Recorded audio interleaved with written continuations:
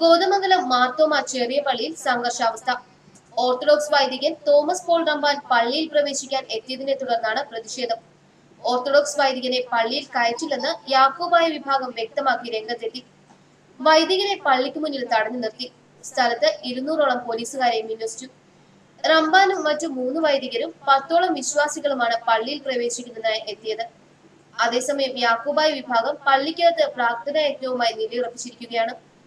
Muvattupuzha DYSP Shajimon ജോസഫിന്റെ നേതൃത്വത്തിൽ police വൻ സുരക്ഷയാണ് ഒരുക്കിയിരിക്കുന്നത്. തന്റെ അമ്മയുടെ ഓർമ്മ ദിവസമാണ്. അതിനായുള്ള പ്രാർത്ഥനകൾക്കും മറ്റുമായാണ് താൻ എത്തിയത്.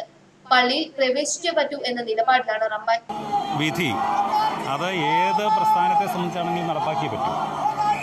അപ്പോൾ ഒന്നാമത്തെ കാര്യം അതാണ്, വിധി നടപ്പാക്കണം. രണ്ടാമത്തെ കാര്യം, ഇവിടെ നിരോധനമുള്ള വൈദികരും അതുപോലെ തന്നെ മെത്രാപ്പോലീത്തമാരും സഭാസ്ഥാനികളും ഇന്ന് കോതമംഗലം ചെറിയ പള്ളി കൈയടക്കി വെച്ചിരിക്കുകയാണ്. അപ്പോൾ നിരോധനമുള്ള ആളുകൾ പള്ളിയിൽ നിന്ന് മാറിത്തരേണ്ടത് ആവശ്യമാണ്.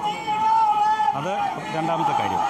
മൂന്നാമത്തെ ഒരു കാര്യം, എൻ്റെ മാതാവിൻ്റെ 1ാമത്തെ ചരമവാർഷിക ദിനമാണിന്ന്. ഞാനിവിടെ എൻ്റെ അമ്മയുടെ ശവസംസ്കാരം നടത്തിയതിന് ശേഷം ഈ പള്ളിയിലൊന്ന് വരുന്നതിനോ മാതാവിൻ്റെ കുഴിമാടത്തിൽ പോകാനും ഇതുവരെ അനുവദിച്ചിട്ടില്ല. സ്വാഭാവികമായും ഒരു മകൻ എന്ന ഉത്തരവാദിത്വം എനിക്കുണ്ട്.